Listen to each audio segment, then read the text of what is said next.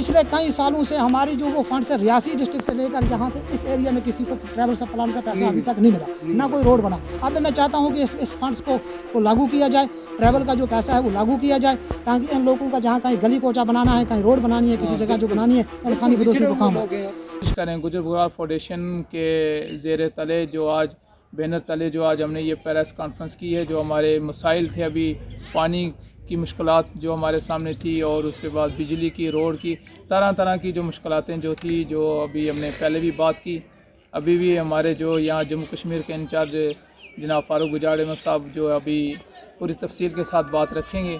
हमारा ये मुतालबा है पूरी आवाम से भी कि गुजर बकरवाल फाउंडेशन एक वाहिद एक ऐसी तंजीम है जो गैर सियासी तंजीम है, और हमेशा जो है आवाम की आवाज़ सुनती आ रही है, इंशाअल्लाह ताला आगे भी सुनेगी, क्योंकि हमेशा हमने मोहब्बत का और भाईचारे का दर्स दिया। और आज भी हम इस प्रेस कॉन्फ्रेंस के माध्यम से हम ये बात पहुंचाना चाहते हैं कि गुजर बकरवाल एक ऐसी कौम है जो अमन पसंद कौम है, और हमेशा अपने वतन अज़ीज़ हिंदुस्तान का जो परचम बुलंद रखा। और जैसे मैंने अभी पहले भी अपने खिताब में भी सुबह से जो हमने लोगों को समझाने की कोशिश की, क्योंकि अल्लाह ताला कुरान मजीद फुरकान हमीद के अंदर इरशाद फरमाता है कि हमने इंसान इसी मिट्टी से पैदा किया और इसी में फिर दफन किए जाएंगे, कल क़यामत के दिन भी हमें इसी मिट्टी से जो है उठाया जाएगा। लिहाजा हमें वतन से मोहब्बत भी करनी चाहिए। आगे जैसे 26 जनवरी आ रही है, हमें बड़े शौक़ और जज्बे के साथ अपने वतन की मोहब्बत में उसका इजहार करना चाहिए।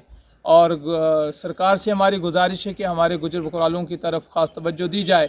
ऐसे तो सरकार के बहुत बड़े बड़े दावे हैं कि हम ये कर रहे हैं वो कर रहे हैं, लेकिन जब इलेक्शन का वक्त आता, हमारे मेंबर हो, सरपंच हो, चाहे डीडीसी हो, बीडीसी हो, एमएलए साहब हो, सब आते हैं हमारे पास, लेकिन आज हमारा दर्द ना कोई सरपंच हमारे काम आ रहा है, ना पंच काम आ रहा है, ना ही डीडीसी, ना बीडीसी, ना कोई एमएलए जो तैयारियां कर रहे हैं वो भी आज हमें नज़र नहीं आ रहे। सिर्फ वो आते हैं अपने ख़ास वर्करों के पास और उनसे सौदा करके चले जाते हैं। लिहाजा हमारी गुजारिश है आवाम से भी कि हम गुजर बकरवाल फाउंडेशन का साथ दें, और यही हमारी एक ऐसी तंजीम है जो हमारी आवाज़ को सरकार तक पहुंचाने की कोशिश करेगी इंशाअल्लाह ताला।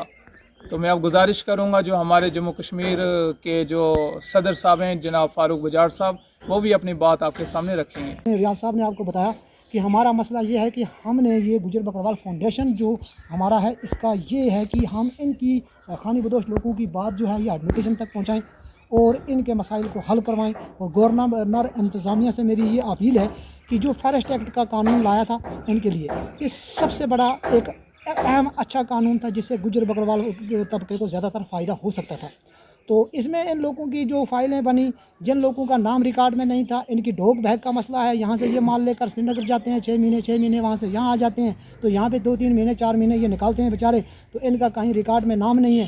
तो इनका जो वो ज़मीन से जो बेनिफिट होना था, तो वो सरकार का तो मैं शुक्रगुजार था कि ये ऐसा जो कदम उठाया, पहली बार ऐसी से ये सरकार ने कदम उठाया, मैं इस सरकार का बहुत शुक्रगुजार हूँ। दूसरा नंबर जो एक स्कीम जो अभी हमारी खानी बदोशों के लिए निकली, जो गाड़ियों की स्कीम, पहली बार, ये आज से पहले किसी सरकार ने नहीं किया, जो ट्रांसपोर्ट इनको मिला फ्री में, जो इनको यहाँ से श्रीनगर ले जाते हैं, श्रीनगर से वापस यहाँ तक लाते हैं। कुछ लोगों ने एप्लीकेशन दी वहाँ पे, तो कुछ लोगों को गाड़ियाँ मिली, कुछ लोगों को वहाँ पे नहीं मिली। जगह जगह से मुझे फ़ोन आए। तो इसलिए मैं इस चीज़ को भी कहता हूँ कि जो ट्रैफिक का रूल जो उन्होंने रखा, गवर्नमेंट ने जो स्कीम रखी, इसको बढ़ाया जाए, तो जो इनके वक्त पे इनका माल मवेशी जो है ये एक जगह से दूसरी जगह तक पहुँचाया जाए। तीसरा मसला ये है जनाब अली कि यहाँ पर जो फॉरेस्ट एक्ट के हमारे जो फॉरेस्टर है गार्ड है, तो वो कभी कभार ऐसा होता है कि जो माटू का मसला इनका आता है, तो उस वक्त उनके पास वो बुकिंग ख़त्म हो जाती है। पिछले साल में मैंने यहाँ पे जब फॉरेस्टर और गार्ड को मैंने तलब किया, फ़ोन किया, मेरे पास 50-60 लोग यहाँ पे इंतज़ार कर रहे थे। वो यहाँ से मोटरसाइकिल लेकर मेरे को देखकर यहाँ से सीधा ऊपर चले गए, और रोज़े का टाइम था, पिछले साल की बात कर रहा हूँ मैं। तो पिछले साल मेरे पास यहाँ पे काफ़ी लोगों ने शिकायत की कि जनाब हमारे पास अभी काफ़ी देर से हम गार्ड और फॉरेस्टरों को फ़ोन कर रहे हैं, वो नहीं आ रहे। जब मैंने नायब साहब को फ़ोन किया, नायब साहब ने कहा कि वो यहाँ पे हैं, तो आप उनसे रब्ता कीजिए। मुझे नंबर दिया, जैसे मैंने वहाँ से उनको फ़ोन किया तो वो बोलने लगे हम 5-10 मिनट में आपके पास आ रहे हैं। उन्होंने हमारी कोई नहीं सुनी, वो यहाँ से सीधा निकल गए। फिर मुझे किसी ने बताया फ़ोन करके कि यहाँ कहीं मुर्गा बना हुआ था, कहीं से इनको ये मिल रहा है मुर्गा, वो देसी मुर्गे के पीछे पड़े हैं। तो देसी मुर्गा खाने के लिए पीछे कोटला में चढ़ गए और लोगों को यहाँ पर दर बदर खड़ा कर दिया। आइंदा ऐसा नहीं होना चाहिए। मेरी गवर्नमेंट से अपील है कि वक्त पे इनको माटू मिलना चाहिए।